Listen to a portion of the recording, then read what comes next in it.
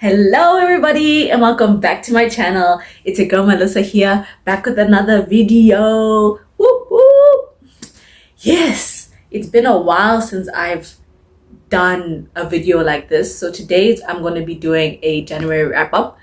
I tend not to do wrap-ups because I'm not good with keeping up with them, like making sure that every month I do a wrap-up. It's very hard for me to keep up with that. So that's why I never actually do wrap-ups. But I'm gonna start this year doing monthly wrap-ups. Just you wait, guys. I'm gonna show you 5 books here. I read way more than 5, but like these are the books that stood out to me. So yeah, hope you guys enjoy. So yeah, the first book I'm starting with is The Mystery of Nevermore by C.S. Poe. So that book is kind of like, I gave it 3 stars. And it's kind of like a suspense romance. So it follows our main character who's a bookstore owner, and he's starting to get like some mysterious things happening in his bookstore. He finds a body and he calls in the police and he's like, yeah, this is not it. So he already is in a relationship, but it's not going too well, obviously, because then we get introduced to the other guy. Sorry, I cannot remember their names for the life of me.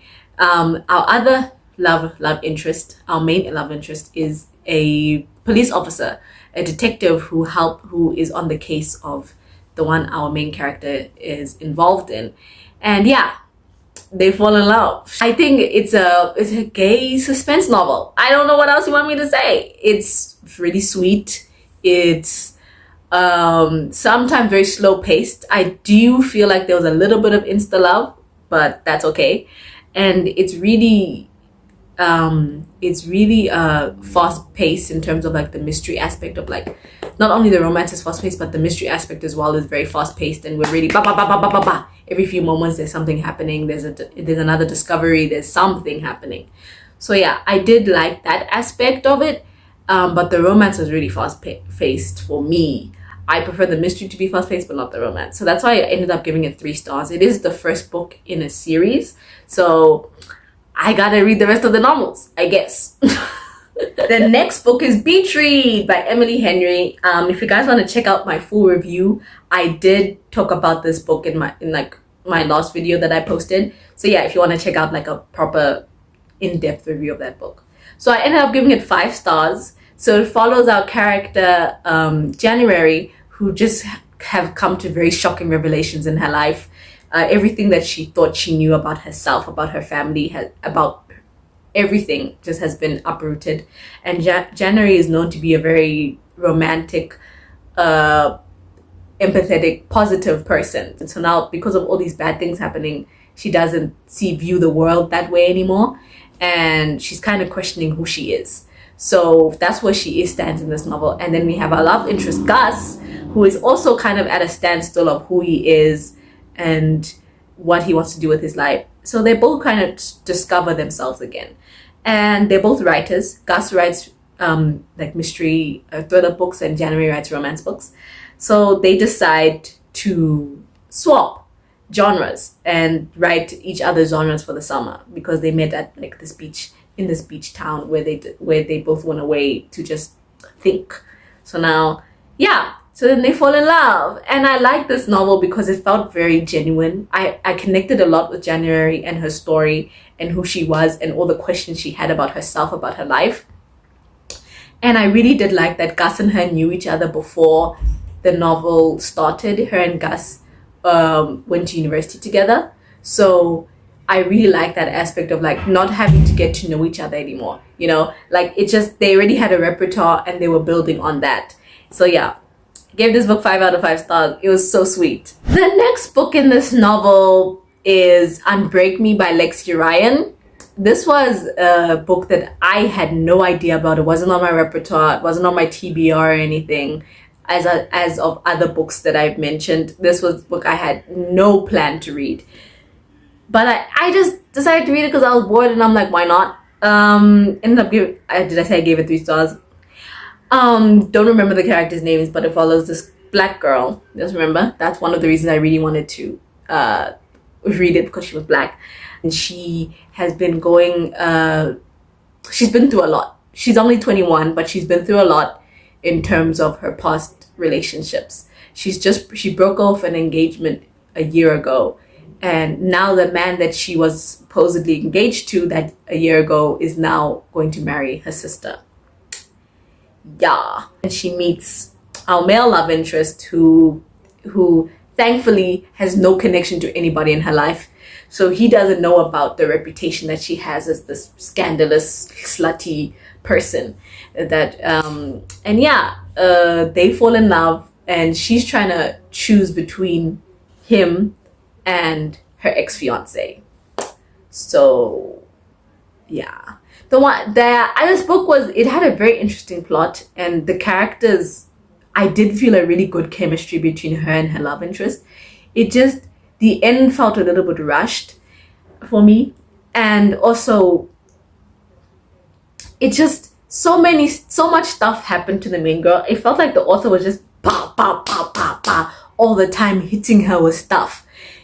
Or making another revelation for us as the reader, and we're reading this like, damn, that happened, damn, that happened, damn, that happened. Like, we just always stuff are revealed, and it's like, this girl went through so much. She's only 21. I just felt like they were packing on way too much for this poor girl, that it just felt a little unrealistic, to the point that like I couldn't take the romance seriously, because I was just like, really? Are we really going to really? That's a little bit how it felt like.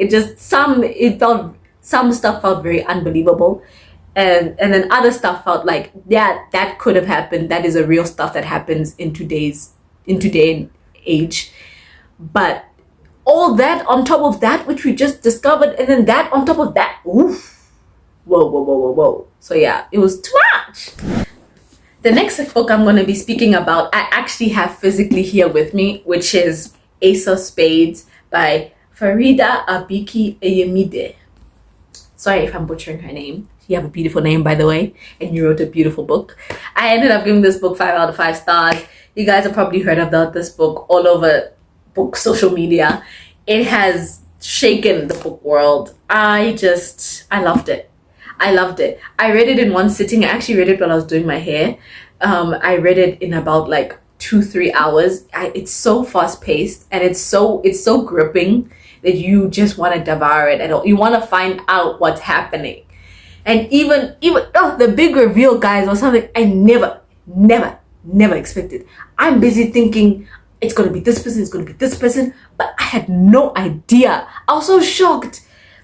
Actually, before I get into that, let me give a synopsis if you haven't heard about it. Ace of Spades is basically a novel that follows two Black characters who go to an all-white school. So they're the only 2 Black kids in their school. And so it's their senior year, and we have Devon, who is a music student. He's very passionate about music. He wants to go into Juilliard. And he's hiding a secret. We also have Chiamaka, who is kind of the popular girl of the school. She's head girl. She's known to be very smart. She's very popular. Everyone wants to be her, type of thing. And yeah, so she has her own secrets about her and her best friend, but also secrets pertaining to something bigger than just a relationship. So yeah, they both have secrets that they don't want other people to know, and both their secrets get out by this person named Ace, who is revealing their secrets to the whole school. Basically, it's very Gossip Girl vibes, where people just get a text message that it's Gossip Girl here, Devon is busy and Chiamaka is so that's kind of like how it goes. So they band together, 2 people who don't even really know each other, even though they're the two Black kids in the school. They don't really know each other. Because of what's happening to them, they decide to band together and find out who is Ace and bring them down. So it's very gripping, guys. Like, I did not know at all what was going to happen, who Ace was going to be, and when it was revealed, I was shook. I was suspecting everybody at one point. Every character that was introduced, I was like, it's this person. No, it's this person. I did not know at all. I was kind of right. I was a little bit right, but like, also my theory was only part of the whole reveal. it had a very satisfying ending. And like, I liked how Devon and Chiamaka were two very different people. So I liked that like they weren't buddy from the instant, like just because we're black we're going to be best of friends, because that's what a lot of people believe. Like if you're the only two black people in a certain situation, that you guys are going to be best of friends. That will be the ideal situation, that you guys will just click and that you'll be the best of buddies. But sometimes people just don't get along and people's personalities don't mix. And so I like that about Devon and Chiamaka, that they weren't instant best friends, like, because we're black, we're gonna band together. It's a very different take about black kids. So yeah, I liked that, and I did like the progression of their relationship, because they're not together romantically, but like I like the progression of their friendship throughout the book, because at first they really did not vibe, but they did get to know each other and did end up becoming best of friends. And I really liked the epilogue. The epilogue was so satisfying.